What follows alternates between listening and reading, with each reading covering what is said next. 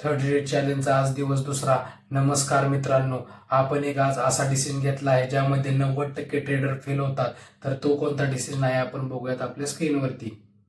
आज आपण सकाळीच बाईंगसाठी लिक्विडिटी झोन ड्रॉ करून ठेवला होता, पण मार्केट काय त्या लेवलवरती आलं नाही. आपण खूप वेट केला, मग आपलं थोडं काम होतं म्हणून आपण बाहेर गेलो आणि त्यावेळेसच आपलं बॅड लक म्हणायचं. तर त्याच वेळेस मार्केट त्या लेवलवरती आलं नाही तर आपला प्रॉपरली सेटअप झाला. 20 ते 25 पिपचा एस एल बसला आणि बरोबर तिथून मार्केटने 300 पिपची रॅली दिली. पण आपण इथं सेटअपवरती नव्हतो आणि मी बघितलं होतं, पण खूप लेट झाला होता. प्राइस वरती गेली होती.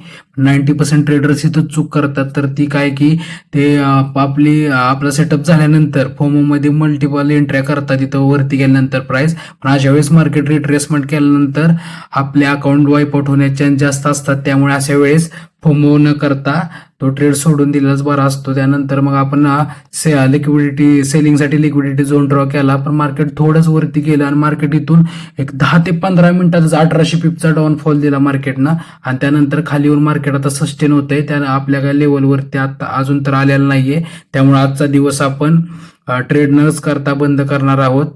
आणि अशाच लर्निंग व्हिडिओसाठी आणि डेलीच्या अपडेटसाठी फॉलो करा आपल्या शुभ्स ॲपेक्स मराठी या चॅनलला. धन्यवाद. जय हिंद, जय महाराष्ट्र.